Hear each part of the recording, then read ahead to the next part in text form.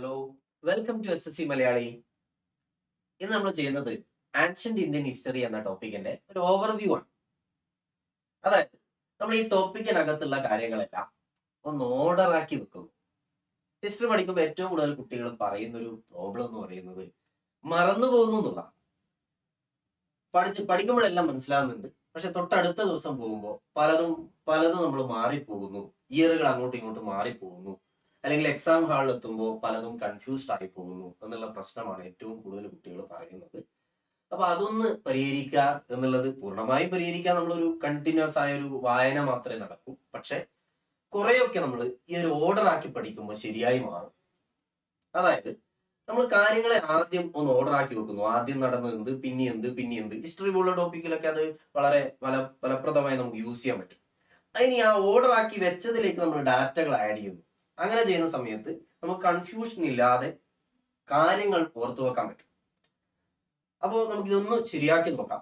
ഈ ഒരു ക്ലാസ്സിൽ നമ്മൾ കണ്ടന്റുകളെ, കാരണം ഹിസ്റ്ററി എന്ന് പറയുന്നത് നമ്മൾ ഇങ്ങനെ പെട്ടെന്ന് പഠിച്ചു പോകാൻ പറ്റുന്ന ഒരു കാര്യമല്ല. പ്രത്യേകിച്ച് ഇപ്പോഴത്തെ എഡ്യൂക്കേറ്റീവ് പാറ്റേണിലുള്ള ക്വസ്റ്റ്യൻസ് നോക്കിയാൽ വളരെ ഡീറ്റെയിൽഡ് ആയ സ്റ്റേറ്റ്മെന്റുകളാണ് പലപ്പോഴും ട്രൂ ഓർ ഫോൾസ് എന്ന രീതിയിലൊക്കെ, അല്ലെങ്കിൽ ഇതിൽ ഏതാണ് ശരി എന്നൊക്കെ രീതിയിൽ ചോദിക്കുന്നത്. അതുകൊണ്ട് നമ്മൾ വളരെ ഡീറ്റെയിൽ ആയിട്ട് തന്നെ പഠിക്കണം. പക്ഷെ ഇവിടെ നമ്മൾ ഒരു ഓർഡർ ആക്കി വെക്കുന്നു, അതിലേക്ക് ഇനി നമ്മൾ ഡീറ്റെയിൽ ആയിട്ടുള്ള കാര്യങ്ങൾ ആഡ് ചെയ്യുന്നു. റെഡിയല്ലേ? അപ്പൊ ടോപ്പിക്കിലേക്ക് വരാം. Ancient Indian history. ഹിസ്റ്ററി എവിടെ മുതൽ തുടങ്ങുന്നു? ഹിസ്റ്ററി തുടങ്ങുന്നത് അല്ലെ, മനുഷ്യന്റെ ഏറ്റവും പഴയ കാര്യം എന്ന് പറയുന്നത് നമുക്ക് അറിയുന്നത് എന്താ? നമ്മൾ ഇടക്കൽ ഗുഹയിൽ ഇങ്ങനെ കുറെ കല്ലിൽ കുത്തിവെച്ചതൊക്കെ കണ്ടിട്ടുണ്ട് അല്ലെ? മനുഷ്യൻ കാട്ടിൽ അലഞ്ഞു തിരിഞ്ഞ് നടന്നിരുന്ന കാലം, കല്ലുകൾ ആയുധങ്ങളായി ഉപയോഗിച്ചുകൊണ്ട് കാട്ടിൽ അലഞ്ഞു തിരിഞ്ഞ് നടന്നിരുന്ന കാലം, hunting and gathering stage of human being, it is called stone age. എന്തുകൊണ്ടാ സ്റ്റോൺ ഏജ് എന്ന് വിളിക്കുന്നത്? അന്ന് മനുഷ്യന്റെ കയ്യിലുള്ള ആയുധം എന്ന് പറയുന്നത് സ്റ്റോണാണ്. സ്റ്റോണുകൾ യൂസ് ചെയ്തുകൊണ്ടാണ് മനുഷ്യൻ മറ്റു മൃഗങ്ങളെ കീഴ്പ്പെടുത്തിയതും അതിനെ കൊന്നു തിന്നതും ഒക്കെ. അപ്പൊ ഈ ഒരു കാലഘട്ടത്തെ നമ്മൾ അതുകൊണ്ട് സ്റ്റോൺ ഏജ് എന്നാണ് വിളിക്കുന്നത്. ഓക്കെ, സ്റ്റോൺ ഏജിനെ തന്നെ നമ്മൾ മൂന്നായി തിരിക്കുന്നു: old stone age, middle stone age, new stone age. അതിന് പുതിയൊരു പേര് കൊടുത്തു. സ്റ്റോൺ എന്നാൽ ലിത്തിക്. ഓൾഡ് സ്റ്റോൺ എന്ന് പറയുമ്പോൾ പാലിയോലിത്തിക്, മിഡിൽ സ്റ്റോൺ എന്ന് പറയുമ്പോൾ മീസോലിത്തിക്, ന്യൂ സ്റ്റോൺ എന്ന് പറയുമ്പോൾ നിയോലിത്തിക്. ചാൽക്കോലിത്തിക് കൂടിയുണ്ട്, അതിലേക്ക് നമുക്ക് വരാം. അപ്പൊ ആദ്യം നമുക്ക് ഈ മൂന്ന് ഡിവിഷൻ പറയാം: old stone paleolithic, middle stone mesolithic, new stone neolithic. റെഡിയല്ലേ? ഈ കാലഘട്ടങ്ങൾ തമ്മിലുള്ള ഡിഫറൻസ് അവയുടെ സ്റ്റോണിന്റെ ഉപയോഗത്തിലെ ഡിഫറൻസ് മാത്രമല്ല, പക്ഷെ സ്റ്റോണുകളെ വെച്ചിട്ടാണ് നമ്മൾ ഈ ക്ലാസിഫിക്കേഷൻ നടത്തിയിട്ടുള്ളത്. എങ്ങനെയുള്ള സ്റ്റോണുകൾ യൂസ് ചെയ്തു എന്നുള്ളത് നോക്കിയിട്ടാണ്. പാലിയോലിത്തിക് പീരീഡ് എന്ന് പറയുമ്പോൾ റഫ് സ്റ്റോണുകൾ യൂസ് ചെയ്ത കാലഘട്ടം എന്ന് പറയാം. അതായത് കല്ലുകൾക്ക് പ്രത്യേക രീതിയിൽ അതിനെ ചെറിയ ചെറിയ പീസുകളാക്കി തുടങ്ങിയിട്ടോ അല്ലെങ്കിൽ അതിനെ പോളിഷ് ചെയ്ത് തുടങ്ങിയിട്ടോ ഒന്നുമില്ല. റഫായ സ്റ്റോണുകൾ അല്ലെങ്കിൽ ഉള്ള കല്ലുകൾ അതുപോലെ യൂസ് ചെയ്ത കാലഘട്ടം എന്ന് പറയാം. റഫ് സ്റ്റോണുകൾ യൂസ് ചെയ്ത കാലഘട്ടമാണ് പാലിയോലിത്തിക്. ജനറലി നമ്മളൊക്കെ അങ്ങനെ പറയാം. ഇനി മീസോലിത്തിക്കിലേക്ക് വരുമ്പോൾ കല്ലുകൾക്ക് ഷേപ്പ് ആക്കാൻ തുടങ്ങി, അതിനെ ചെറിയ ചെറിയ പീസുകളാക്കാൻ തുടങ്ങി. മൈക്രോലിത്ത് എന്ന് പറഞ്ഞാൽ ചെറുത്, മൈക്രോലിത്തുകൾ ചെറിയ ചെറിയ കല്ല് കഷ്ണങ്ങൾ, ചെറിയ ചെറിയ ആവശ്യാനുസരണം ചെറിയ ചെറിയ പീസുകളാക്കാൻ തുടങ്ങി, പ്രത്യേക രീതിയിൽ ഷേപ്പ് ചെയ്യാൻ തുടങ്ങി. ആ ഒരു കാലഘട്ടമാണ് മീസോലിത്തിക് എന്ന പേര് കൊടുത്തിട്ടുള്ളത്. ഇനി മൂന്നാമത്തെ കുറച്ചുകൂടി ലേറ്റ് ആയ കാലഘട്ടത്തിലേക്ക് വരുമ്പോൾ അവിടെ കല്ലുകൾ പോളിഷ് ചെയ്യാൻ തുടങ്ങിയതായി കണ്ടെത്തി. ഈ കാലഘട്ടത്തെയാണ് നിയോലിത്തിക് എന്ന് വിളിക്കുന്നത്. പോളിഷ് ചെയ്ത സ്റ്റോണുകൾ യൂസ് ചെയ്ത കാലഘട്ടമാണ് നിയോലിത്തിക് എന്ന് വിളിച്ചിട്ടുള്ളത്. കാലഘട്ടം എന്ന് പറയുമ്പോൾ ഏകദേശം ഏത് വർഷം നമ്മൾ എങ്ങനെയാ പറയാ? ഇപ്പൊ നമ്മൾ 2025 എങ്ങനെയാ നമ്മൾ 2025 എന്ന് പറയുന്ന ഈ ഒരു കലണ്ടർ ഉണ്ടല്ലോ, ഈ കലണ്ടർ നമ്മൾ AD എന്നായിരുന്നു ഉപയോഗിച്ചത്. അതിന് പകരം ഇപ്പൊ ഉപയോഗിക്കുന്ന ഒരു ടേം CE എന്നാണ്, കോമൺ എറ. കോമൺ എറ എന്ന ടേമാണ് നമ്മൾ കോമൺ ആയി ഇപ്പോഴത്തെ നമ്മൾ ഈ നമ്മുടെ ഏത് കലണ്ടറാ ഇത്? ക്രിസ്തു ജനിച്ചതിനെ ആസ്പദമാക്കിയുള്ള കലണ്ടർ അതല്ലേ നമ്മൾ കോമൺ ആയി യൂസ് ചെയ്യുന്ന ഇപ്പോഴത്തെ ഈ കലണ്ടർ അല്ലെ? അത് AD എന്നായിരുന്നു നമ്മൾ കോമൺ ആയി അതിന് പറഞ്ഞിരുന്ന പേര്. ഇപ്പൊ അതിന് പകരം ഉപയോഗിക്കുന്ന ഒരു ടേമാണ് കോമൺ എറ, CE. ഇനി അവിടുന്ന് പറകിലോട്ടുള്ള വർഷങ്ങൾ നമ്മൾ നേരത്തെ ആണെങ്കിൽ ബിഫോർ ക്രൈസ്റ്റ് എന്ന രീതിയിൽ BC എന്ന് പറഞ്ഞിരുന്നു. ഇപ്പൊ അതിന് പകരം BCE എന്നൊരു ടേമാണ് കോമൺ ആയി യൂസ് ചെയ്യുന്നത്. ബിഫോർ കോമൺ എറ. അതായത് നമ്മൾ 2025 നമ്മൾ എത്തി നിൽക്കുമ്പോൾ ഇവിടുന്ന് പുറകോട്ട് പോയി 0 എത്തി, അവിടുന്ന് ബാക്കോട്ടുള്ള വർഷങ്ങളെ BCE എന്ന രീതിയിൽ നമ്മൾ പറയുന്നു. അതായത് പാലിയോലിത്തിക് പീരീഡ് എത്ര എന്ന് ചോദിച്ചാൽ നമ്മൾ പറയും up to 10,000 BCE. Up to 10,000 BCE. കൃത്യമായി പറഞ്ഞാൽ 5 lakh BCE മുതൽ 10,000 BCE വരെയുള്ള കാലഘട്ടമാണ് പാലിയോലിത്തിക് എന്ന് പറയുന്നത്. എന്തായാലും തൽക്കാലം ഇങ്ങനെ പറഞ്ഞു നോക്കാം. ഏറ്റവും പഴയത് 10,000 BCE വരെയുള്ള കാലഘട്ടത്തെ പാലിയോലിത്തിക് എന്നും 10,000 to 4,000 BCE വരെയുള്ള കാലഘട്ടം മീസോലിത്തിക് എന്നും 4,000 to 2,000 വരെയുള്ള കാലഘട്ടം 2,000 BCE വരെയുള്ള കാലഘട്ടം നിയോലിത്തിക് എന്നും. ഇങ്ങനെയാണ് നമ്മൾ ആ ഒരു പീരീഡിനെ നമുക്ക് ഡിവൈഡ് ചെയ്യാൻ പറ്റുന്നത്. വർഷങ്ങളൊക്കെ ഡീറ്റെയിൽ ആയി അതിന്റെ ഡീറ്റെയിൽഡ് ആയ ക്ലാസ്സിലേക്ക് നമുക്ക് പറയുമ്പോൾ വരാം. ഇപ്പൊ തൽക്കാലം നമുക്ക് ആ ഓർഡർ ഒന്ന് പറഞ്ഞു വെക്കാം. Paleolithic, mesolithic, neolithic. ഇനി നാലാമതൊരു ടേം ഉണ്ട്, ചാൽക്കോലിത്തിക്. ചാൽക്കോ എന്ന് പറഞ്ഞാൽ കോപ്പറാണ്. അപ്പൊ ചാൽക്കോലിത്തിക് എന്ന് പറഞ്ഞാൽ എന്തായിരിക്കും? ലിത്തിക് സ്റ്റോൺ അല്ലേ?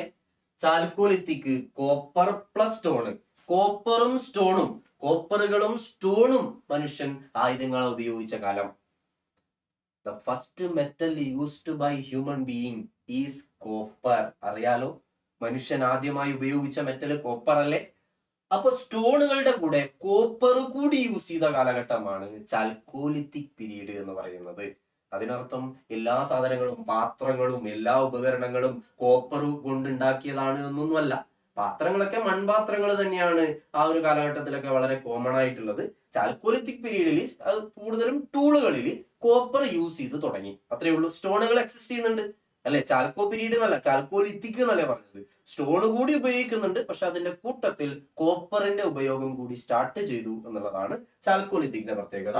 ഏകദേശം 2000 BCE മുതൽ 1000 BCE വരെയുള്ള കാലഘട്ടമാണ് നമുക്ക് ചാൽക്കോലിത്തിക് എന്ന രീതിയിൽ പറയാൻ പറ്റുന്നത്. ഈ പീരീഡ് ഒക്കെ നമുക്ക് കൃത്യമായി ഈ വർഷത്തിൽ അവസാനിക്കുകയും അടുത്ത വർഷത്തിൽ തുടങ്ങുകയും ഒന്നൊന്നും പറയാൻ കഴിയില്ല.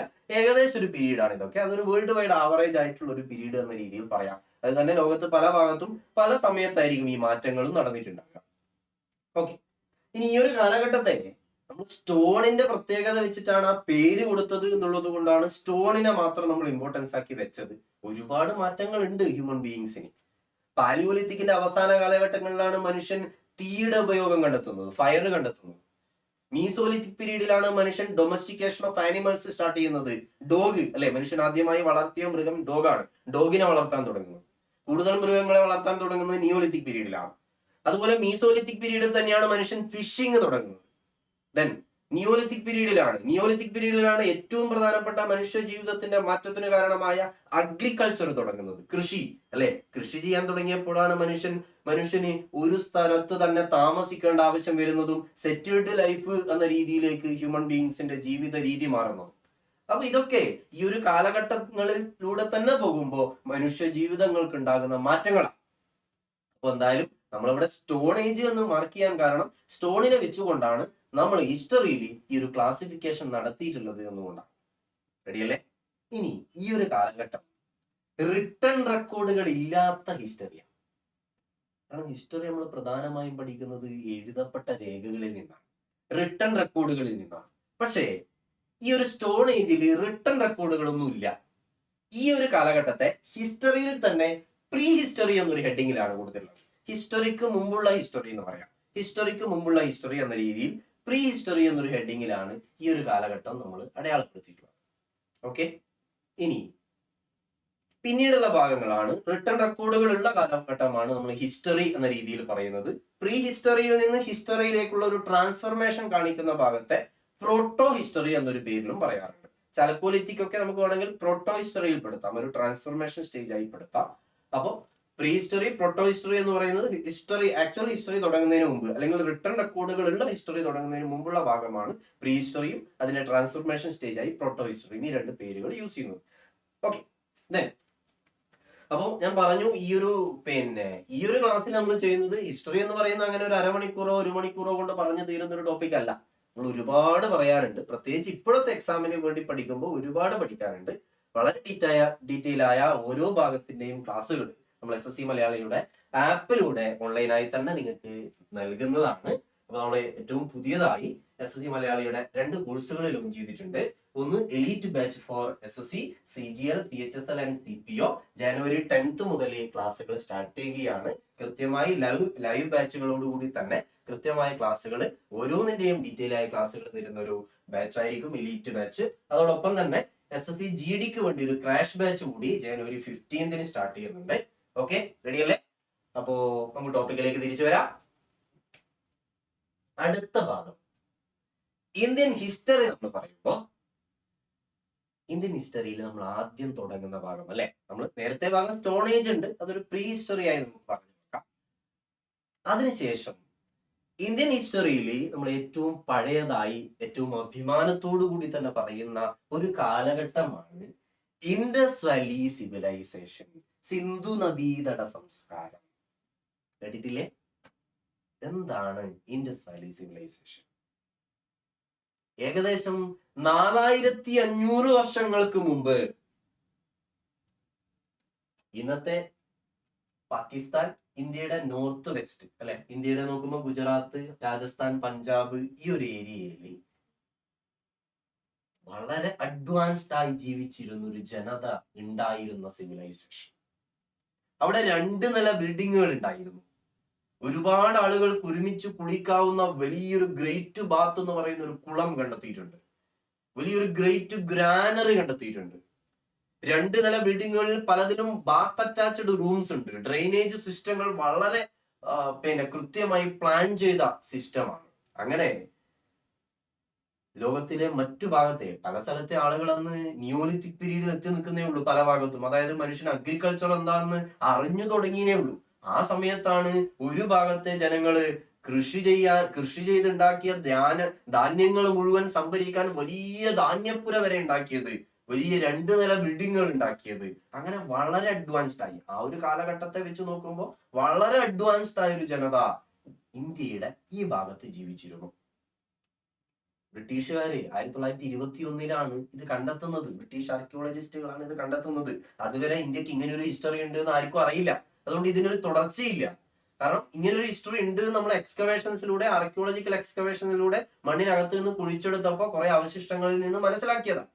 അപ്പൊ എന്തായാലും പറഞ്ഞു വന്നത്, ഇന്ത്യൻ ഹിസ്റ്ററിയുടെ ഏറ്റവും ഇമ്പോർട്ടന്റ് ആയ, ഏറ്റവും ആദ്യത്തെ, ഏറ്റവും അഭിമാനകരമായ ഒരു കാലഘട്ടം എന്ന് പറയുന്നത് ഇൻഡസ് വാലി സിവിലൈസേഷൻ. ഇതിന്റെ കാലഘട്ടം ഏകദേശം BCE 2500 to 1750 ആയി പറയാം. അതിന്റെ മെച്ചുവർ ഫേസ് ആണിത്.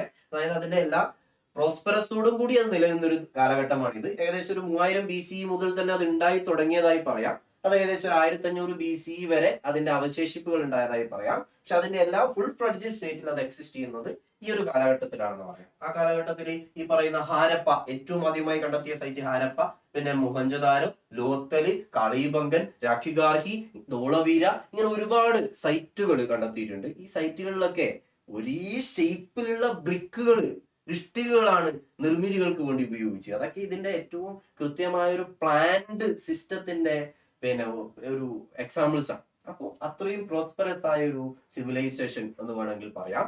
ഇതേ കാലഘട്ടത്തിലാണ് ലോകത്ത് മെസപ്പൊട്ടോമിയൻ സിവിലൈസേഷനും ഈജിപ്ഷ്യൻ സിവിലൈസേഷനും അതുപോലെ ചൈനീസ് സിവിലൈസേഷനും ഒക്കെ ഉണ്ടായിരുന്നത്. ഈ ഒരു കാലഘട്ടത്തിൽ മനുഷ്യൻ ബ്രോൺസ് കേട്ടിട്ടില്ലേ? വെങ്കലം, ബ്രോൺസ് യൂസ് ചെയ്ത കാലഘട്ടമാണിത്. അതുകൊണ്ട് ഇതിനെ ബ്രോൺസ് ഏജ് സിവിലൈസേഷൻ എന്ന് പറയാം. ഓക്കെ, ഇതിനെ വേണമെങ്കിൽ നമുക്ക് ഒരു പ്രോട്ടോ ഹിസ്റ്ററി പീരീഡിലും പെടുത്താം. നമ്മൾ നേരത്തെ പറഞ്ഞല്ലോ, ഒരു ഹിസ്റ്ററിയിലേക്കുള്ള ഒരു ട്രാൻസ്ഫോർമേഷൻ പീരീഡിൽ വേണമെങ്കിൽ ഇൻഡസ് വാലി സിവിലൈസേഷനെയും പെടുത്താം. ഓക്കെ, അപ്പൊ എന്തായാലും പറഞ്ഞ പോയിന്റ് ഓക്കെ അല്ലേ? അപ്പൊ Indus valley civilization okay. Indus valley സിവിലൈസേഷനെ പറ്റിയുള്ള വിവരങ്ങൾ, ഒരുപാട് നിർമ്മിതികളുടെ അവശിഷ്ടങ്ങളും അതിൽ നിന്ന് സീലുകളും അതിന്റെ ഒരുപാട് രൂപങ്ങളും കാര്യങ്ങളും ഒക്കെ നമുക്ക് കിട്ടിയിട്ടുണ്ട്. പക്ഷെ കൃത്യമായി അന്ന് ഇവര് ഏത് രീതിയിലായിരുന്നു ജീവിച്ചത് എന്നതിന് ഉത്തരം നമുക്കില്ല. കാരണം ഈ കാലഘട്ടത്തിലെ എഴുത്ത് നമുക്ക് വായിച്ചെടുക്കാൻ പറ്റിയിട്ടില്ല. ഇൻഡസ് വാലി സ്ക്രിപ്റ്റ് ഇപ്പോഴും ഡെസിഫേർഡ് അല്ല, നോട്ട് ഡെസിഫേർഡ് ആ, വായിച്ചെടുക്കാൻ പറ്റിയിട്ടില്ല. അതുകൊണ്ട് ഇവർ എന്തൊക്കെയോ സീലുകളിലൊക്കെ എഴുതി വെച്ചിട്ടുണ്ട്, അതെന്നാ നമുക്ക് ഇപ്പോഴും മനസ്സിലായിട്ടില്ല. അതുകൊണ്ട് തന്നെ അനുമാനങ്ങളേ ഉള്ളൂ നമുക്ക്. ഇത് ഇന്നതിനായിരിക്കാം, ഇത് ഒരു വലിയ കുളമാണ്, അപ്പൊ ആളുകളെല്ലാം ഒരുമിച്ച് കൂടുന്ന് കുളിച്ചിരിക്കാം, അല്ലെങ്കിൽ അതൊരു റിലീജിയസ് ആയി ഒരു മതപരമായ എന്തെങ്കിലുമായി ബന്ധപ്പെട്ടതായിരിക്കാം എന്ന രീതിയിലൊക്കെ നമ്മൾ അനുമാനങ്ങളേ ഉള്ളൂ. അല്ലാതെ കൃത്യമായ ഉത്തരങ്ങൾ നമുക്ക് ഈ ഭാഗത്തുനിന്ന് റിട്ടൺ റെക്കോർഡുകൾ ഇല്ലാത്തത് കൊണ്ട്, അല്ലെ മനസ്സിലാവാത്തത് കൊണ്ട് ലഭ്യമല്ല എന്ന് പറയാം. ഓക്കെ. പിന്നെ എങ്ങനെയോ ഇത് ഇല്ലാതായി. ഏകദേശം ഒരു 1750 ശേഷം ഈ ഒരു കാലഘട്ടത്തിൽ പ്രധാനമായും ഒന്നും എക്സിസ്റ്റ് ചെയ്തിരുന്നില്ല എന്ന് കണ്ടെത്തുന്നു.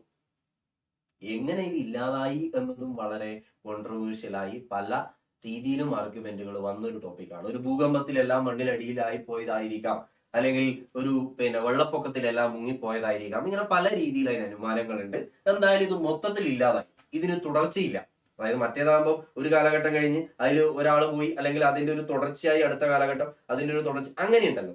ഇതിന് ഇൻഡസ് വാലി സിവിലൈസേഷനിൽ ജീവിച്ചിരുന്ന ജനതയിൽ നിന്നൊരു തുടർച്ച പിന്നീടുള്ള കാലഘട്ടങ്ങളിലേക്കില്ല. കാരണം ഇതിനെപ്പറ്റി അറിയാത്തവരാണ് പിന്നീട് കാലഘട്ടത്തിൽ ജീവിച്ചിരുന്നവരെല്ലാം. അതുകൊണ്ട് തന്നെ ഇത് അവസാനിച്ചു എന്ന് തന്നെ നമ്മൾ പറയണം. ഓക്കെ. ദെൻ അടുത്ത കാലഘട്ടം ഇന്ത്യൻ ഹിസ്റ്ററിയിൽ ഇനി അടുത്ത കാലഘട്ടം ഏതാ? നമുക്ക് ലഭ്യമായിട്ടുള്ള ഇന്ത്യയിലെ ഏറ്റവും പഴയ കാര്യങ്ങൾ ഇനി ഏതാ? അത് വേദങ്ങൾ. അപ്പൊ ഇനിയുള്ള കാലഘട്ടം ഇന്ത്യൻ ഹിസ്റ്ററിയിൽ മാർക്ക് ചെയ്തിട്ടുള്ളത് വേദങ്ങൾ എഴുതപ്പെട്ട കാലഘട്ടം എന്നാണ്. വേദങ്ങൾ എഴുതപ്പെട്ട കാലഘട്ടമാണ് വൈദിക് ഏജ് എന്നാണ്. വൈദിക് ഏജ് എന്നാണ്. വൈദിക് ഏജിനെ BC 1500 മുതൽ BC 600 വരെ, 1500 BC മുതൽ 600 BC വരെയുള്ള കാലഘട്ടമാണ് വൈദിക് ഏജ് എന്ന രീതിയിൽ ജനറലി പറയുന്നത്. അതിനകത്ത് തന്നെ വീണ്ടും 2 ഡിവിഷൻ, ഏർലി വേദിക്കും ലേറ്റർ വേദിക്കും.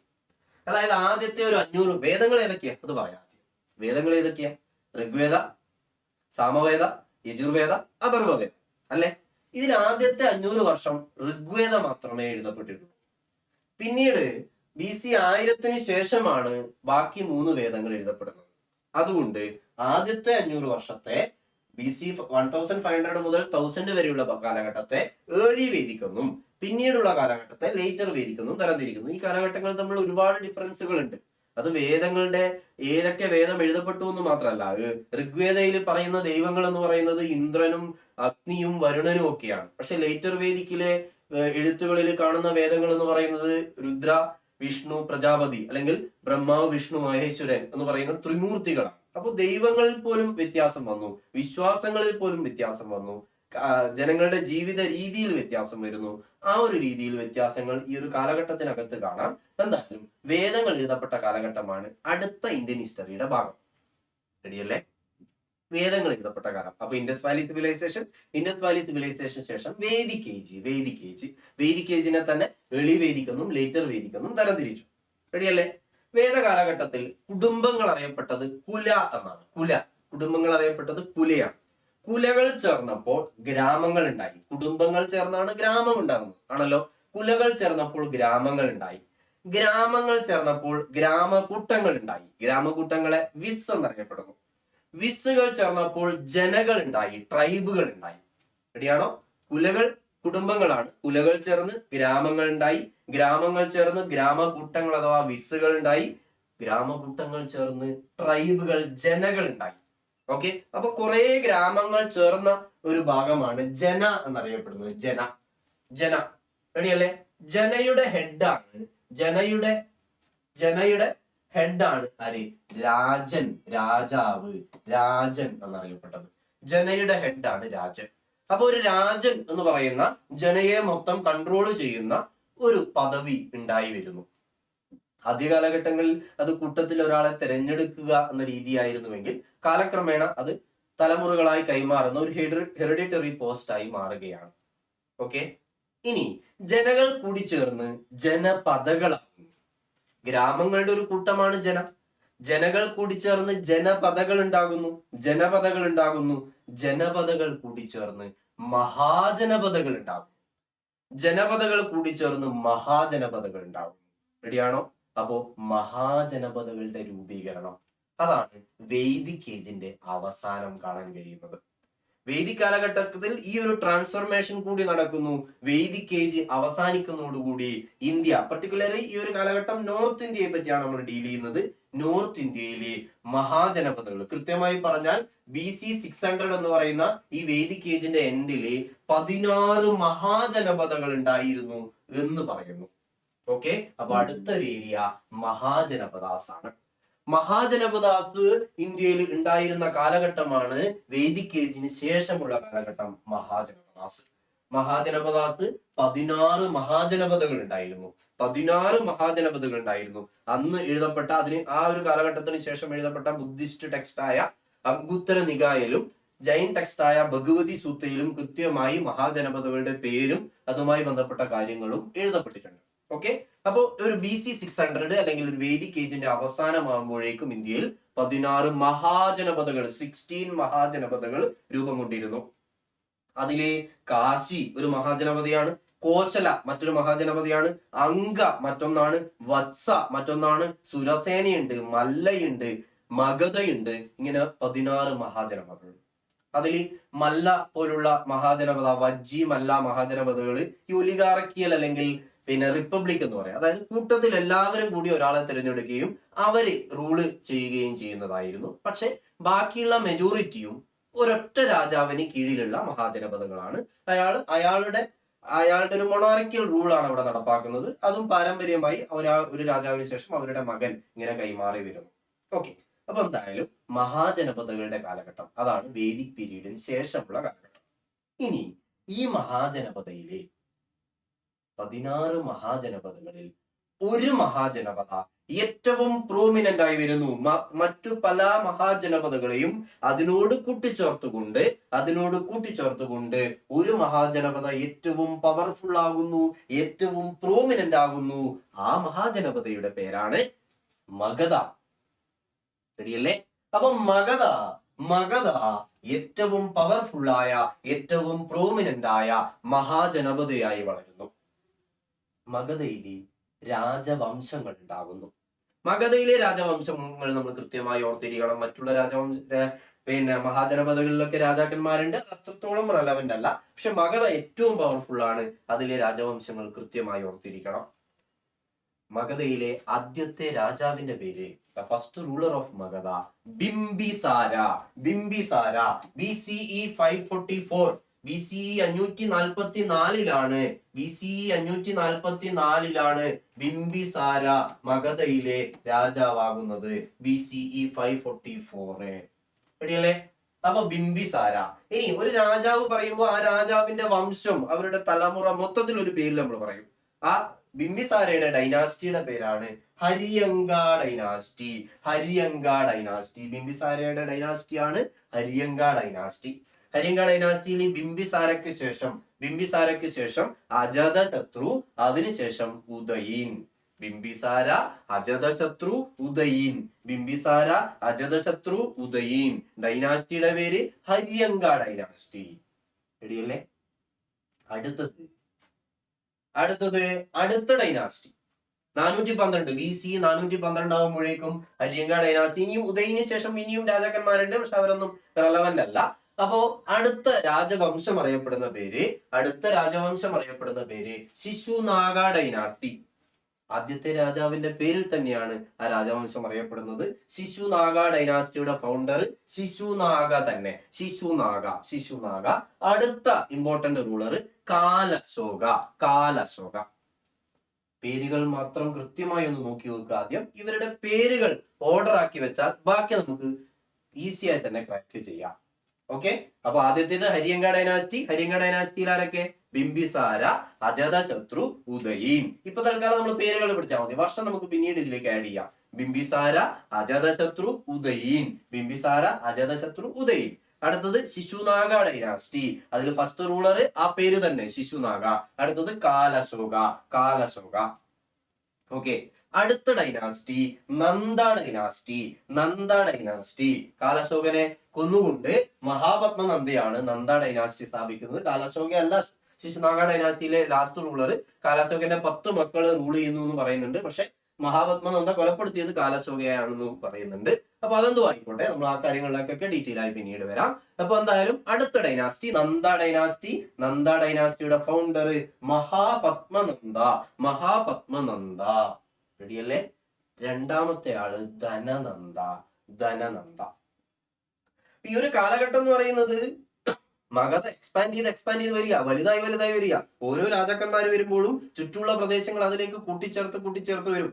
ബിംബിസാര രാജാവാകുമ്പോ ചുറ്റുമുള്ള തൊട്ടപ്പുറത്തുള്ള കാശി കൂട്ടിച്ചേർക്കുന്നുണ്ട് അല്ലെ. അങ്ങനെ പിന്നെ ലിച്ചാവി പ്രിൻസിനെ വിവാഹം കഴിച്ചുകൊണ്ട് ആ വജ്ജി പ്രദേശങ്ങൾ കൂട്ടിച്ചേർക്കുന്നുണ്ട്. എങ്ങനെയാ ഇവര് അവിടെ ഒരു പോയിന്റ് നമ്മള് നമ്മള് ഒരു ഒരു രാജ്യം മറ്റൊരു രാജ്യത്തെ കീഴടക്കുമ്പോൾ ഒരു ഉടമ്പടി എഴുതി ഒപ്പിടൂലേ, ട്രീറ്റി എഴുതി സൈൻ ചെയ്യൂലേ? അന്ന് ഈ ട്രീറ്റി ഒന്നും ഇല്ലല്ലോ. ഇപ്പൊ ഒരു രാജാവ് വേറൊരു രാജാവിനെ കീഴടക്കിയാൽ അവരുടെ രാജ്യത്തിന്റെ ഇത്ര ഭാഗം ഇയാളിലേക്ക് വന്നു ചേരുന്നു എന്ന് എങ്ങനെയാ ധാരണയിലെത്തുക? അന്നത്തെ യുദ്ധത്തിലെ ധാരണ എന്താ? തോറ്റ രാജാവ് അയാളുടെ മകളെയോ പെങ്ങളെയോ മറ്റേക്ക് കല്യാണം കഴിപ്പിച്ചു കൊടുക്കുക, ഇത്രയേ ഉള്ളൂ. അപ്പൊ മാട്രിമോണിയൽ അലയൻസാ. അതായത് ഒരു രാജാവിന്റെ മകളുടെ വിധി എന്ന് പറയുന്നത് വേറെ ഏതോ രാജാവിന്റെ എത്രാമത്തെയോ ഭാര്യയാകുക, അത്രേ ഉള്ളൂ. അതായത് മാട്രിമോണിയൽ അലയൻസ് അന്നത്തെ പ്രധാനപ്പെട്ട ഒരു ട്രീറ്റിയാണ്. ബിംബിസാര കോസലയിലെ രാജാവായിരുന്ന പ്രസേനജിത്തിനെ കീഴടക്കിയപ്പോ പ്രസേനജിത്തിന്റെ പെങ്ങളെ ബിംബിസാരന് കല്യാണം കഴിച്ചു കൊടുക്കുന്നു. പ്രസേനജിത്തിന്റെ കയ്യിലുണ്ടായിരുന്ന കാശി ബിംബിസാരക്ക് കൊടുക്കുന്നു. ലിച്ചാവി പ്രിൻസിനെ കല്യാണം കഴിച്ചിട്ടാണ് ആ ഒരു ഏരിയ മഗധയിലേക്ക് കൂട്ടിച്ചേർക്കുന്നത്. അങ്ങനെ ഓരോ സ്ഥലങ്ങളുമായി മാട്രിമോണിയൽ അലയൻസ് ആണ് അന്നത്തെ പ്രധാനപ്പെട്ട ഒരു ഉടമ്പടിയുടെ ബേസ്. അതുകൊണ്ട് രാജാക്കന്മാർക്ക് അതൊരു കഴിവുള്ള ഒരുപാട് സ്ഥലങ്ങൾ കീഴടക്കിയ രാജാവാണെങ്കിൽ ഒരുപാട് ഭാര്യമാരും ഉണ്ടാവും. ഓക്കെ, എന്തോ ആയിക്കോട്ടെ. പറഞ്ഞു വന്ന point Haryanka dynasty, Shishunaga dynasty, Nanda dynasty. മഗധയിലെ 3 ഡൈനാസ്റ്റികളുടെ പേര് ഓർത്തു വെക്കുക: ഹര്യങ്ക, ശിശുനാഗ, നന്ദ. ഹര്യങ്ക, ശിശുനാഗ, നന്ദ. ഹര്യങ്ക ഡൈനാസ്റ്റിയിൽ ബിംബിസാര, അജാതശത്രു, ഉദയീൻ. ബിംബിസാര, അജാതശത്രു, ഉദയീൻ. ശിശുനാഗയിൽ ശിശുനാഗ, കാലശോക. ശിശുനാഗ, കാലശോക. നന്ദ ഡൈനാസ്റ്റിയിൽ മഹാപത്മനന്ദ, ധനനന്ദ.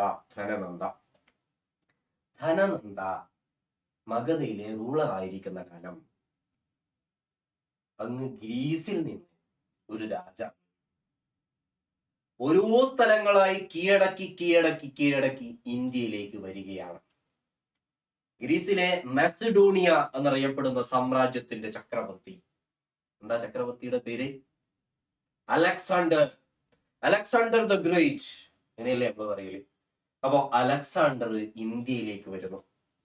BC 336 അലക്സാണ്ടർ, ഫിലിപ്പ് രാജാവിന്റെ മകനായിരുന്ന അലക്സാണ്ടർ മെസഡോണിയയുടെ ചക്രവർത്തിയായി അധികാരത്തിൽ നിൽക്കുന്നത്.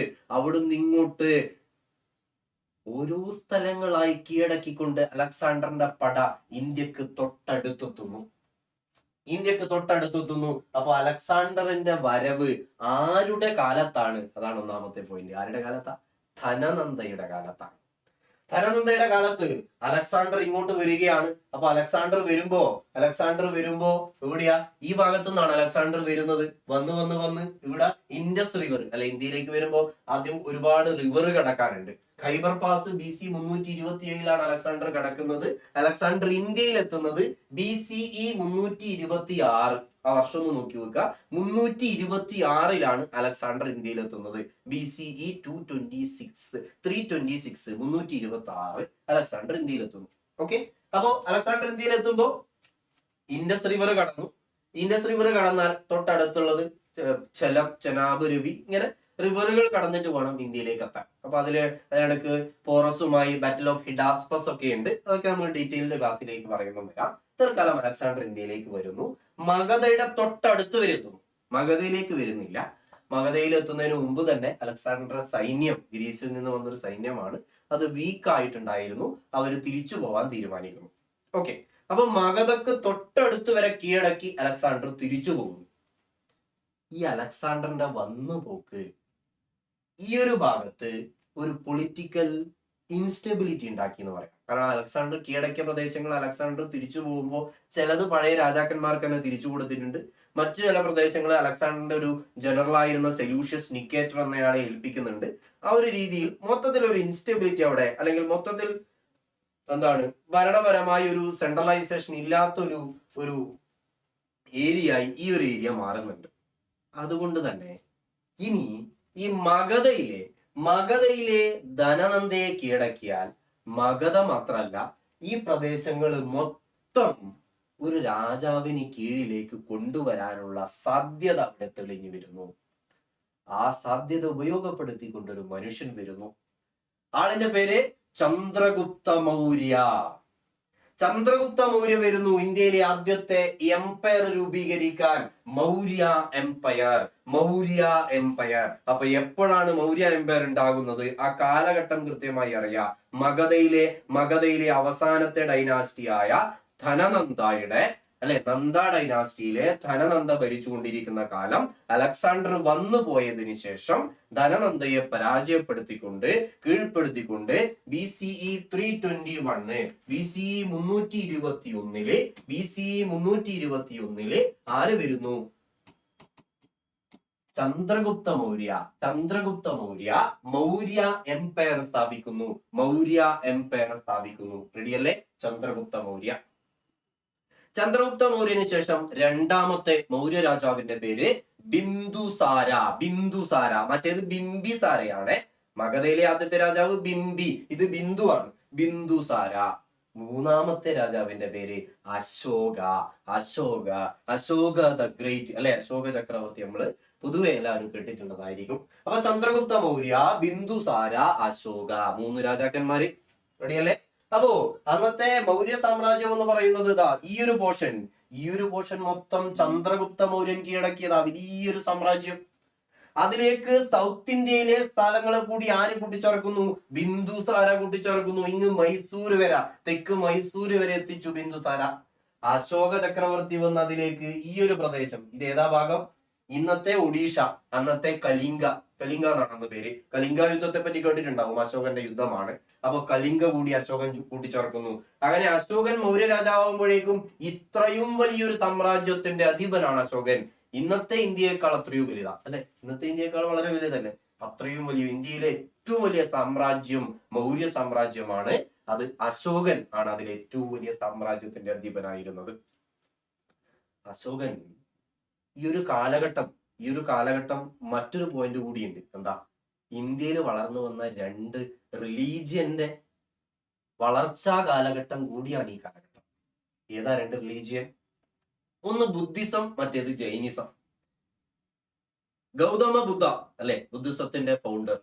വർദ്ധമാന മഹാവീര, ജൈനിസത്തിന്റെ ഫൗണ്ടർ എന്ന് പറയാം. ജൈനിസം പറയുന്നത് 24th തീർത്ഥങ്കരിയാണ് മഹാവീര, 24ാമത്തെ ഗുരുവാണ് എന്നാണ്. എന്തോ ആയിക്കോട്ടെ, മഹാവീരയും ഗൗതമ ബുദ്ധയും ഇതാണ് ജൈനിസത്തിന്റെയും ബുദ്ധിസത്തിന്റെയും ഫൗണ്ടേഴ്സായി അറിയപ്പെടുന്ന 2 വ്യക്തികൾ. ഇവര് ജീവിച്ചിരുന്നത് ബിംബിസാര രാജാവായിരുന്ന കാലം. ബിംബിസാരൻ ഓർമ്മയില്ലേ? മഗധയിലെ ആദ്യത്തെ രാജാവ് ബിംബിസാര രാജാവായിരുന്ന കാലത്താണ് ആര്? ഗൗതമ ബുദ്ധയും മഹാവീരയും ജീവിച്ചിരുന്നത്. പിന്നീട് മഗധ കേന്ദ്രീകരിച്ചുകൊണ്ടാണ് ബുദ്ധിസവും ജൈനിസവും വളർന്നു വരുന്നത് രണ്ടും. അതുകൊണ്ട് ഈ ഒരു കാലഘട്ടം ബുദ്ധിസ്റ്റ്, നമ്മൾ ഈ പറഞ്ഞ മഹാജനപദങ്ങളുടെ കാലഘട്ടം ബുദ്ധിസത്തിന്റെയും ജൈനിസത്തിന്റെയും ഒരു പ്രോഗ്രസ് പീരീഡ് കൂടിയാണ്. ആ കാലഘട്ടങ്ങളൊക്കെ നമ്മൾ ബുദ്ധിസം ജൈനിസം ഡീറ്റെയിൽ ആയിട്ട് പറയുമ്പോൾ മാത്രം പറയാം. തൽക്കാലം ഈ ഒരു കാലഘട്ടം അതിന്റെ ഒരു വളർച്ചാ കാലഘട്ടമാണ് എന്നറിഞ്ഞു വെക്കുക. അതിൽ അജാതശത്രു ഉൾപ്പെടെയുള്ള രാജാക്കന്മാര് ബുദ്ധിസ്റ്റിന്റെ ഫോളോവേഴ്സ് ആയിരുന്നു. അതിൽ ബുദ്ധിസം ഏറ്റവും കൂടുതൽ ശക്തി ആർജിക്കുന്നത്, ഇന്ത്യ ഒട്ടാകെ സ്പ്രെഡ് ചെയ്യുന്നത് അശോക ചക്രവർത്തി ബുദ്ധിസം ആക്സെപ്റ്റ് ചെയ്തതോടുകൂടിയാണ്. കലിംഗ യുദ്ധത്തിന് ശേഷം ബുദ്ധമതം സ്വീകരിച്ച അശോക ചക്രവർത്തിയെ പറ്റി നമ്മൾ പണ്ട് മുതലേ കഥകളിലൊക്കെ കേട്ടിട്ടുണ്ട് അല്ലെ. അപ്പൊ അശോകൻ ബുദ്ധിസം സ്വീകരിക്കുന്നു. പിന്നെ ഇന്ത്യ മൊത്തം ബുദ്ധമത രാജ്യമായി മാറുന്നു. ഇന്ത്യയിലെമ്പാടും ഇന്ത്യക്ക് അയൽ രാജ്യങ്ങളിൽ ഉൾപ്പെടെ ബുദ്ധിസം പ്രചരിപ്പിക്കാൻ വേണ്ടി അശോകൻ മക്കളെ ഉൾപ്പെടെ വിടുകയാണ്. അങ്ങനെ മൊത്തം ബുദ്ധമത സ്ഥാപനങ്ങള്, ബുദ്ധമതവുമായി ബന്ധപ്പെട്ട ശിലാലിഖിതങ്ങൾ ഇന്ത്യയിൽ ഒട്ടാകെ എഴുതപ്പെടുന്നു. അങ്ങനെ ഒരു ബുദ്ധിസ്റ്റ് രാജ്യമായി എന്ന് വേണമെങ്കിൽ പറയാം ഇന്ത്യ മാറുന്നു അശോകന്റെ കാലഘട്ടം. മൗര്യ രാജ്യം പൊതുവെ ബുദ്ധിസ്റ്റ് സാമ്രാജ്യമായിട്ടാണ് പൊതുവെ അറിയപ്പെടുന്നത്. ഓക്കെ, അശോകന് ശേഷമുള്ള മൗര്യ രാജാക്കന്മാര് ദശരഥ, കുണാല, സാമ്പ്രാന്തി എന്നൊക്കെ പറഞ്ഞ രാജാക്കന്മാരുണ്ട്. അവരൊന്നും പവർഫുൾ അല്ല, വീക്കാണ്. പിന്നെ ബുദ്ധിസം സ്വീകരിച്ചതോടുകൂടി മൊത്തത്തിലുള്ള രാജ്യത്തിന്റെ സെറ്റപ്പ് ഒന്ന് വീക്കായി വരികയാണ്. കാരണം പിന്നീട് മിലിറ്ററി ഒന്നും ഇല്ലല്ലോ, കാരണം പിടിച്ചടക്കുന്നില്ല. എല്ലാവരും അഹിംസാ മതമാണ്, ബുദ്ധിസമാണ്. ബുദ്ധിസ്റ്റ് പ്രവർത്തകരായി മാറുന്നു. അങ്ങനെ രാജ്യം വീക്കാവുന്നു. കാലക്രമേണ മൗര്യ സാമ്രാജ്യം തകരുകയാണ്. ഓക്കെ, ഏറ്റവും അവസാനത്തെ മൗര്യ രാജാവിന്റെ പേര് ബൃഹദ്രഥ എന്നാണ്. ബൃഹദ്രഥയെ പരാജയപ്പെടുത്തിക്കൊണ്ട് പുഷ്യാമിത്ര സുംഗ എന്നയാള് സുംഗ ഡൈനാസ്റ്റി സ്ഥാപിക്കുന്നു. ഇതൊക്കെ എവിടെയാ? മഗധയിലാണ്. മഗധ കേന്ദ്രീകരിച്ചുകൊണ്ടാണ്. മൗര്യ സാമ്രാജ്യത്തിന്റെ ക്യാപിറ്റൽ പാടലിപുത്ര, ഇന്നത്തെ ബീഹാറിലെ പാറ്റ്ന, മഗധയുടെ ക്യാപിറ്റൽ എന്ന് പറയാം. ബിംബിസാരന്റെ ക്യാപിറ്റൽ രാജഗൃഹിയായിരുന്നു. ക്യാപിറ്റൽ ഒക്കെ നമുക്ക് ഡീറ്റെയിൽ ആയി പറയുമ്പോൾ വരാമെന്ന് വിചാരിച്ചിട്ടാണ്. ബിംബിസാരന്റെ ക്യാപിറ്റൽ രാജഗൃഹിയായിരുന്നു. പിന്നീട് നന്ദ ഡൈനാസ്റ്റി മുതലാണ് പാടലിപുത്രയിലേക്ക് ക്യാപിറ്റൽ മാറുന്നത്. അപ്പൊ പാടലിപുത്ര മൗര്യ സാമ്രാജ്യത്തിന്റെ ക്യാപിറ്റലും പാടലിപുത്രയാണ്. സുംഗ കൺവ ഡൈനാസ്റ്റിയുടെ ഒക്കെ ക്യാപിറ്റൽ പാടലിപുത്ര തന്നെയാണ്. അതായത് ബീഹാറിലെ പാടലിപുത്ര കേന്ദ്രീകരിച്ചുകൊണ്ടാണ് ഈ ഒരു കാലഘട്ടത്തിലെ അഡ്മിനിസ്ട്രേഷൻ മുന്നോട്ട് പോകുന്നത്. റെഡി അല്ലേ? അപ്പോ മഗധ മൗര്യ സാമ്രാജ്യത്തെ റീപ്ലേസ് ചെയ്തുകൊണ്ട് അവിടെ വരുന്ന അടുത്ത ഡൈനാസ്റ്റി, സുംഗ ഡൈനാസ്റ്റി എന്ന് പറഞ്ഞാൽ വലിയൊരു സാമ്രാജ്യം ഒന്നും വിളിക്കാൻ കഴിയില്ല. കാരണം ഓൾറെഡി മൗര്യ സാമ്രാജ്യം വളരെ ചെറുതായി ചുരുങ്ങിയിരുന്നു.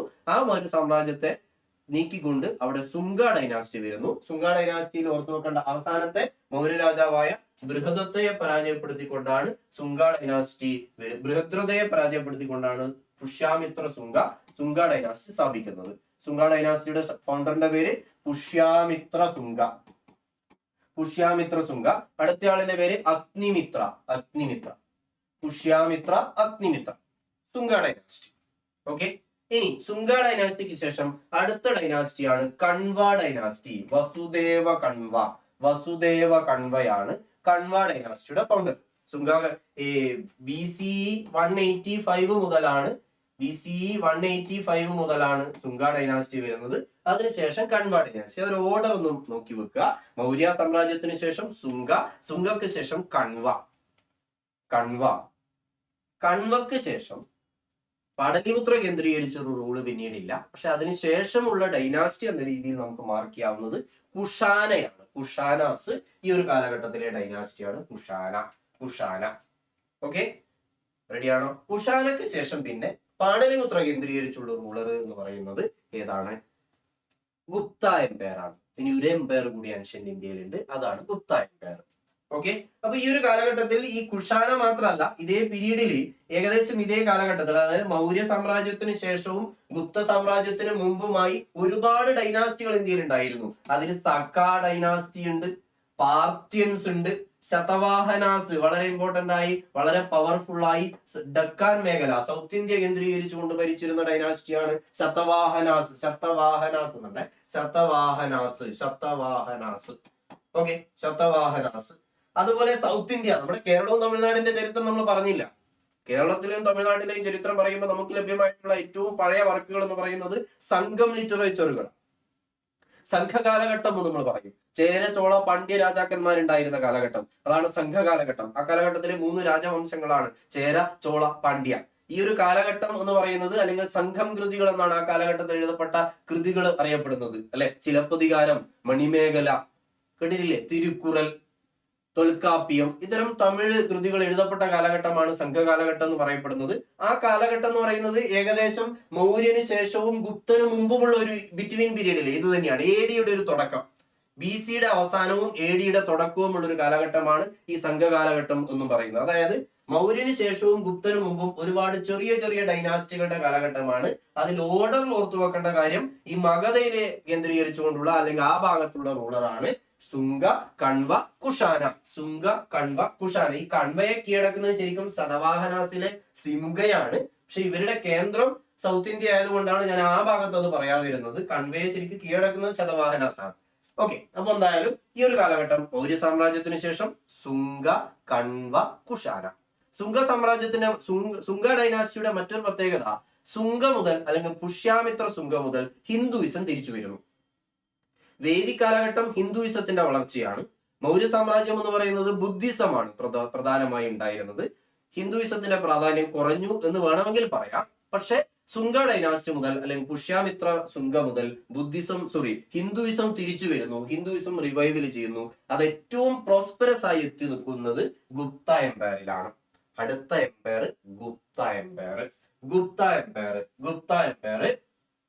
ഗുപ്ത എംപയർ ആൻഷ്യന്റ് ഇന്ത്യയിലെ രണ്ടാമത്തെ എംപയർ. കുഷാനയും ആണെങ്കിൽ എംപയർ എന്ന് പറയാം, കാരണം കുഷാന നല്ല വലിപ്പം ഉണ്ടായിരുന്നു. ഈ ഒരു പാകിസ്ഥാൻ ഏരിയയിലൊക്കെ പിന്നെ വ്യാപിച്ചു കിടന്ന ഒരു ഡൈനാസ്റ്റിയാണ് കുഷാന കേട്ടിട്ടുണ്ടോ? കുഷാന ഡൈനാസ്റ്റിയിലാണ് കനിഷ്കൻ വളരെ ഇമ്പോർട്ടന്റ് ആയ ഇന്ത്യയിലെ ഒരു റൂളറാണ്. ബുദ്ധിസ്റ്റ് ഐഡിയോളജി ഉണ്ടായിരുന്ന റൂളറാണ് കനിഷ്കൻ എന്ന് പറയുന്നത്. ഇന്ത്യയുടെ ശകവർഷം എന്ന് പറയുന്ന ഇന്ത്യയുടെ നാഷണൽ കലണ്ടർ സ്റ്റാർട്ട് ചെയ്തത് കുഷാന ഡൈനാസ്റ്റിയിലെ കനിഷ്കനാണ്. ഓക്കെ. അപ്പൊ എന്തായാലും അടുത്ത എംപയർ എന്ന് പറയുന്നത് ഇമ്പോർട്ടന്റ് ആയ എംപയർ ഗുപ്ത എംപയർ ആണ്. ഗുപ്ത എംപയർ ആണ്. മൗര്യ എംപയറിന്റെ അത്രയൊന്നും വലിപ്പമില്ല, എന്നാലും ഇന്ത്യയിലെ വളരെ വലിയൊരു പ്രദേശത്ത് നിലനിന്നിരുന്ന അല്ലെങ്കിൽ വ്യാപിച്ചു കിടന്നിരുന്ന ഒരു എംപയർ ആണ് ഗുപ്ത എംപയർ. ഗുപ്ത എംപയറിലെ രാജാക്കന്മാരാണ് ഓർഡറിൽ ഒന്ന് ഓർത്തു വെക്കുക. ചന്ദ്രഗുപ്ത ഫസ്റ്റ്. ശരിക്കും ഗുപ്തയുടെ ഫൗണ്ടർ എന്ന് പറയുന്നത് ശ്രീഗുപ്ത എന്നയാളാണ്. ശ്രീഗുപ്തയുടെ മകൻ ഗഡുൽക്കജ ഗുപ്ത. ഇവർക്ക് ശേഷമാണ് ചന്ദ്രഗുപ്ത ഫസ്റ്റ് വരുന്നത്. പക്ഷെ ശ്രീഗുപ്തയുടെ കാലത്തോ ഗഡുൽക്കജയുടെ ഗുപ്തയുടെ കാലത്തോ ഇതൊരു എംപയർ എന്ന് പറയാൻ പറ്റുന്ന അത്രയും വലിപ്പത്തിലേക്ക് എത്തിയിട്ടില്ല. ഒരു എംപയർ ബിൽഡിംഗ് എന്ന് പറയുന്നത് ചന്ദ്രഗുപ്ത ഫസ്റ്റ് ആണ്. അതുകൊണ്ട് ഗുപ്ത എംപയർ നമ്മൾ ചന്ദ്രഗുപ്ത ഫസ്റ്റ് മുതൽ തുടങ്ങുന്നു. Okay, Chandragupta first. ഈ ഫസ്റ്റ് എന്നാ പറയുന്നത്, പേര് ചന്ദ്രഗുപ്ത എന്നേ ഉള്ളൂ, പക്ഷെ ഒരു ചന്ദ്രഗുപ്ത കൂടി അടുത്തയാൾ വരാനുള്ളത് കൊണ്ട് നമ്മൾ ഇയാളെ ഫസ്റ്റ് എന്ന് കൊടുക്കുന്നു. അത്രയേ ഉള്ളൂ. ചന്ദ്രഗുപ്ത ഫസ്റ്റ്. സമുദ്രഗുപ്ത രണ്ടാമത്തെ ഗുപ്ത റൂളർ സമുദ്രഗുപ്ത. മൂന്നാമത്തേത് ചന്ദ്രഗുപ്ത സെക്കൻഡ്. അപ്പൊ 1ഉം 3ഉം ഒരേ പേരാ, ചന്ദ്രഗുപ്ത സെക്കൻഡ്. ചന്ദ്രഗുപ്ത സെക്കൻഡ് ആണ് വിക്രമാദിത്യ എന്നറിയപ്പെടുന്നത്. നമ്മൾ പഴയ വിക്രമാദിത്യനും വേതാളവും കഥയൊക്കെ പറയാറില്ലേ, ആ വിക്രമാദിത്യൻ എന്ന് പറയുന്നത് ചന്ദ്രഗുപ്ത സെക്കൻഡ് ആണ്. പിന്നെ കുമാരഗുപ്ത, സ്കന്ദഗുപ്ത, 5 പേരുണ്ട് പ്രധാനപ്പെട്ട റൂളേഴ്സ്. ആരൊക്കെയാ?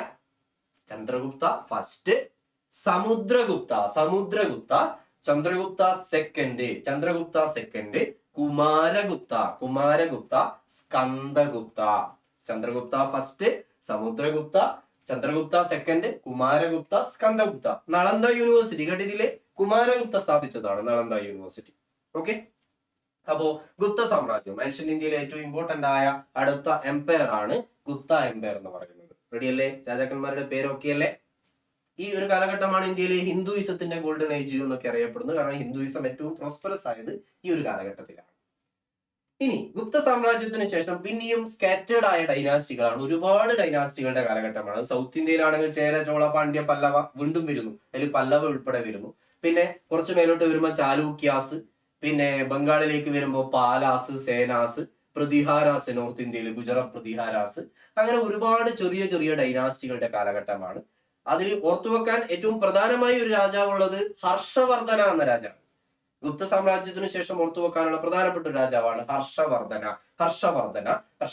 വർദ്ധന ഡൈനാസ്റ്റി എന്ന് പറയുന്ന ഒരു ഡൈനാസ്റ്റിയിലെ രാജാവാണ് ഹർഷവർദ്ധന. ഗുപ്ത സാമ്രാജ്യത്തിനു ശേഷമുള്ള രാജാക്കന്മാരിൽ ഏറ്റവും പ്രമുഖനായ രാജാവ് ഹർഷവർദ്ധനയാണ്. ഒരുപാട് ഡൈനാസ്റ്റികളുടെ കാലഘട്ടമാണ് വീണ്ടും. ഓക്കെ, ഏകദേശം ഇതുവരെയാണ് നമ്മൾ ആൻഷ്യന്റ് ഇന്ത്യ എന്ന ഭാഗം പറയുന്നത്. പിന്നെ അതിനുശേഷം തുർക്കികളുടെ വരവാണ് അല്ലെ. പിന്നെ മുഹമ്മദ് ഘോറി വരുന്നു, ഡൽഹി സുൽത്താനേറ്റ് സ്ഥാപിക്കപ്പെടുന്നു. അങ്ങനെയുള്ള കാര്യങ്ങളാണ് മിഡീവൽ ഇന്ത്യ എന്ന ഭാഗത്തിൽ നമ്മൾ ഡീൽ ചെയ്യുന്നത്. ആൻഷ്യന്റ് ഇന്ത്യ ഏകദേശം ഇതുവരെയാണ്. മിഡീവൽ ഇന്ത്യ, ഡൽഹി സുൽത്താനേറ്റിന്റെയും മുഗളിന്റെയും കാലഘട്ടം മിഡീവൽ ഇന്ത്യ, അതിന് ശേഷം വരുന്നു. ഓക്കെ, അപ്പൊ ആൻഷ്യന്റ് ഇന്ത്യ നമ്മൾ പറയുന്നത് ഏകദേശം ഇതുവരെയുള്ള കാലഘട്ടമാണ്. ഇത് നമുക്ക് ഒന്നുകൂടി നമ്മൾ ആദ്യത്തെ സംഭവം മുതൽ ഓർഡർ ഒന്നൊന്ന് പറഞ്ഞു നോക്കിക്കോ. നമ്മൾ ഇവിടെ മുതലാ തുടങ്ങിയത്.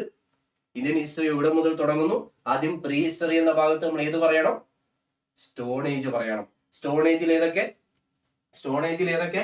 Palaeolithic, mesolithic, neolithic, chalcolithic. റെഡിയല്ലേ? അതിനുശേഷം ഏത് കാലഘട്ടം? അതിനുശേഷം ഏതാ? ഇൻഡസ് വാലി സിവിലൈസേഷന് ശേഷം അടുത്തതേതാ? വേദിക് ഏജ് ആണ്. വേദിക് ഏജിനെ തന്നെ ഏർലി വേദിക് എന്നും ലേറ്റർ വേദിക് എന്നും ധരിക്കുന്നു. വേദിക് ഏജ് കാലഘട്ടത്തിൽ എന്താണ്? ഗ്രാമങ്ങള്, ഗ്രാമകൂട്ടങ്ങള് ജനകളായി മാറി, അതെന്തായി മാറി?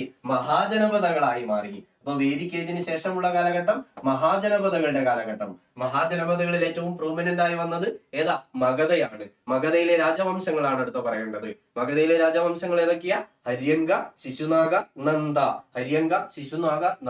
ഹര്യങ്ക ഡൈനാസ്റ്റിയിലെ രാജാക്കന്മാരൊക്കെയാ? ബിംബിസാര. ഹര്യങ്കയിലെ ഫൗണ്ടർ ബിംബിസാര. അജാതശത്രു രണ്ടാമത്തേത്, ഉദയീൻ മൂന്നാമത്തേത്. ബിംബിസാര, അജാതശത്രു, ഉദയീൻ. അടുത്ത ശിശുനാഗയിലെ രാജാക്കന്മാരൊക്കെയാ? ശിശുനാഗ, കാലശോക. അടുത്ത ഏതാ? നന്ദ ഡൈനാസ്റ്റിയിലെ മഹാപത്മനന്ദ ഫൗണ്ടർ മഹാപത്മനന്ദ. അടുത്തത് ധനനന്ദയുടെ കാലത്ത് ആര് വരുന്നു? അലക്സാണ്ടർ വരുന്നു. ഗ്രീസിൽ നിന്ന് അലക്സാണ്ടർ വന്നു പോയതിനു ശേഷം എന്ത് രൂപീകരിക്കപ്പെടുന്നു? മൗര്യ സാമ്രാജ്യം രൂപീകരിക്കപ്പെടുന്നു. BC 321 മൗര്യ സാമ്രാജ്യം രൂപീകരിക്കപ്പെടുന്നു. പിന്നീട് മൗര്യ എംപയറിന് ശേഷം പിന്നെ ഏതാ? സുംഗ, കണ്വ, കുഷാന. ഓക്കെ, അതിന് ആ ഒരു കാലഘട്ടത്തിൽ തന്നെ സഗാ, പാർത്യൻസ്, സതവാഹനാസ്, ചേര, ചോള, പാണ്ഡ്യ പോലുള്ള ഡൈനാസ്റ്റികളുടെ ഒക്കെ ഒരു കാലഘട്ടം. പിന്നീട് അടുത്ത സാമ്രാജ്യം എന്ന് പറയുന്നത് ഗുപ്ത എംപയർ. അപ്പൊ മൗര്യന് ശേഷവും ഗുപ്തക്ക് മുമ്പുമാണ് സുംഗ, കണ്വ, കുഷാന ഒക്കെ വരുന്നത്. റെഡിയല്ലേ? ദെൻ ഏത് പോകുന്നു? ഗുപ്ത സാമ്രാജ്യം, ഗുപ്ത എംപയർ. അപ്പൊ മൗര്യ എംപയറിലെ രാജാക്കന്മാർ ആരൊക്കെയായിരുന്നു? മൗര്യയില് ചന്ദ്രഗുപ്ത മൗര്യ, ചന്ദ്രഗുപ്ത മൗര്യ. രണ്ട് സാമ്രാജ്യത്തിന്റെയും ഫൗണ്ടറിന്റെ പേര്, ഒന്ന് ചന്ദ്രഗുപ്ത മൗര്യ, മറ്റേ ചന്ദ്രഗുപ്ത. വ്യത്യാസം നോക്കണേ. അപ്പൊ മൗര്യ സാമ്രാജ്യം ചന്ദ്രഗുപ്ത മൗര്യ, അടുത്താര ബിന്ദുസാര, മൂന്നാമത്തേത് അശോക. അശോക. ഇനി ഗുപ്ത സാമ്രാജ്യത്തിൽ ആരൊക്കെയാ? ചന്ദ്രഗുപ്ത ഫസ്റ്റ്, അടുത്തത് സമുദ്രഗുപ്ത, ചന്ദ്രഗുപ്ത സെക്കൻഡ്, കുമാരഗുപ്ത, സ്കന്ദഗുപ്ത. ഓക്കെ അല്ലേ? പേരുകൾ ഓക്കെ അല്ലേ? ഇനി ഗുപ്ത സാമ്രാജ്യം സ്ഥാപിക്കപ്പെടുന്നത് AD അല്ലെങ്കിൽ CE 319. ഇപ്പൊ കൊല്ലം പഠിക്കാൻ എളുപ്പ. 320 എന്ന് കൊടുത്താൽ മതി. BC 320 ആരാ? മൗര്യ സാമ്രാജ്യം. CE 320 ആരാ? ഗുപ്ത സാമ്രാജ്യം. ഒരു കൊല്ലം മാറിയെന്നല്ലേ ഉള്ളൂ. ഒന്ന് 321 മറ്റേ 319. 320 റൗണ്ട് ഓർമ്മിച്ചാൽ മതി. റെഡിയല്ലേ? അപ്പൊ ആ ഒരു രീതിയിൽ ഇനി ഗുപ്ത സാമ്രാജ്യത്തിന് ശേഷമാണ് ഹർഷവർദ്ധന. ഗുപ്ത സാമ്രാജ്യത്തിന് ശേഷമാണ് ഹർഷവർദ്ധന. പോയിന്റുകൾ ഓക്കെ ആണോ? റെഡിയല്ലേ? എങ്കിലേ ഞാനൊരു ക്വസ്റ്റ്യൻ ചോദിക്കട്ടെ. ഈ ഒരു സമയത്തെ ഡൈനാസ്റ്റികളിൽ ഞാനൊരു 4 രാജാക്കന്മാരുടെ പേരും 4 വർഷങ്ങളും എഴുതാം. ഓരോരാളും രാജ്യത്തിൽ അല്ലെങ്കിൽ ഭരണത്തിൽ ഏറിയ വർഷം ഏത് എന്ന് മാച്ച് ദ ഫോളോയിങ്ങിന് ഒരു ക്വസ്റ്റ്യൻ ആണ്. അപ്പൊ ഞാൻ എഴുതുന്ന രാജാക്കന്മാരുടെ പേര്: ഒന്ന് ചന്ദ്രഗുപ്ത മൗര്യ, ചന്ദ്രഗുപ്ത മൗര്യ. അടുത്തത് ശിശുനാഗ, ശിശുനാഗ. അടുത്തത് ചന്ദ്രഗുപ്ത, ചന്ദ്രഗുപ്ത. അടുത്തത് പുഷ്യാമിത്ര സുംഗ, പുഷ്യാമിത്ര സുംഗ. ഓക്കെ. ഇനി ഞാൻ വർഷങ്ങൾ എഴുതുന്നു. BC 185, BC 321, AD 319, BC 412. Okay. ഇത് വർഷങ്ങൾ നിങ്ങൾക്ക് കൃത്യമായി ഓർമ്മിക്കണം എന്ന് പോലും ഇല്ല. ഈ സംഭവങ്ങള് ഈ രാജാക്കന്മാരെ ഒന്ന് ഓർഡർ ആക്കിയാൽ പോലെ. ഇതിൽ ഏറ്റവും ആദ്യത്തേത് ഏതാ? ചന്ദ്രഗുപ്ത മൗര്യ, മൗര്യ അല്ലേ? മൗര്യയേക്കാൾ മുമ്പ് ഇതിൽ ഏതെങ്കിലും രാജാവ് ഉണ്ടോ? ഉണ്ടല്ലോ, ശിശുനാഗ ഇല്ലേ? മഗധയിലെ റൂളർ അല്ലേ? മഗധയില് ഹര്യങ്ക കഴിഞ്ഞാൽ ശിശുനാഗയല്ലേ? അപ്പൊ ഇതിൽ ഫസ്റ്റ് വൺ ശിശുനാഗയല്ലേ? അതിനുശേഷമല്ലേ മൗര്യ വരുന്നത്? ചന്ദ്രഗുപ്ത എന്തായാലും അതിനുശേഷമാണ്, പുഷ്യാമിത്ര സുംഗ അതിനുശേഷം. അപ്പൊ അതിനുശേഷം മൗര്യ. അപ്പൊ രണ്ടാമത്തെ മൗര്യ. ഇനി ഏതാ? മൗര്യ രാജ്യത്തിന് ശേഷമല്ലേ സുംഗ ഡൈനാസ്റ്റി വരുന്നത്? അപ്പൊ മൂന്നാമത്തേത് സുംഗ. അതിനും ശേഷമല്ലേ ഗുപ്ത വരുന്നത്? അപ്പൊ നാലാമത്തേത് ഗുപ്ത. ഇനി വർഷവും അതുപോലെ ഓർഡർ ആക്കിയാൽ മതി. വർഷം അതുപോലെ ഓർഡർ ആക്കിയാൽ ഒന്നാമത്തേത് ഏതാ? BC 412. അതല്ലേ ഏറ്റവും ആദ്യം. രണ്ടാമത്തേത് ഏതാ? BC 321. ഇത് 2. അടുത്ത BC 185 3, AD 319 4. റെഡിയല്ലേ? ഇനി ഇതങ്ങ് കണക്ട് ചെയ്താൽ പോരെ. അതായത് ഓർഡർ അറിയാമെങ്കിൽ തന്നെ, ഈ വർഷം ഓൾറെഡി നിങ്ങൾക്ക് അറിയാമെങ്കിൽ നേരിട്ട് അങ്ങ് എഴുതാം, പ്രശ്നമൊന്നുമില്ല, വളരെ നല്ലത്. ഇനി വർഷം ഓർമ്മയില്ലെങ്കിൽ പോലും ആദ്യം നടന്നത് ഏത്, രണ്ടാമത് നടന്നത് ഏത് എന്നറിയാമെങ്കിൽ മാച്ച് ദ ഫോളോയിങ്ങിൽ കൃത്യമായി കണക്ട് ചെയ്യാം. ഏത് വർഷം നടന്നു എന്നൊക്കെ ഈ നമ്മളെ യുദ്ധങ്ങൾ പോലുള്ള ഇൻസിഡന്റുകളാണ് ഏത് വർഷം ഏത് എന്നൊക്കെ ചോദിക്കുന്നത്. അല്ലാതെ ഉള്ളതൊക്കെ മാച്ച് ദ ഫോളോയിങ്ങിലാണ് പുതിയ പാറ്റേണിലേക്ക് വരാൻ, പുതിയ പാറ്റേണിലെ ചോദ്യങ്ങൾ ചോദിക്കാൻ സാധ്യത കൂടുതലുള്ളത്. അത്തരം ചോദ്യങ്ങളൊക്കെ കൃത്യമായി നമുക്ക് ആ ഒരു ഓർഡർ അറിയാമെങ്കിൽ തന്നെ കണക്ട് ചെയ്യാൻ പറ്റും. അപ്പൊ എന്തായാലും ഈ ഒരു ക്ലാസ് ഞാൻ ഇതോടുകൂടി വൈൻഡപ്പ് ചെയ്യുകയാണ്. അതായത് നമ്മൾ പറഞ്ഞു വന്നത് ആൻഷ്യൻ ഇന്ത്യയിലെ കാര്യങ്ങളെല്ലാം ഒന്ന് ഓർഡർ ആക്കി വെക്കുക മാത്രമേ ചെയ്തിട്ടുള്ളൂ. ഇതിന്റെ ഓരോ കാര്യങ്ങളും ഡീറ്റെയിൽ ആയ ക്ലാസ്സുകൾ SSC മലയാളി ആപ്പിലൂടെ നിങ്ങൾക്ക് ലഭ്യമാക്കുന്നതാണ്. അപ്പൊ ഇവിടെ നമ്മൾ അവസാനിപ്പിക്കുന്നു ഇന്നത്തെ ക്ലാസ്. എല്ലാവർക്കും ഓക്കെ, താങ്ക് യു.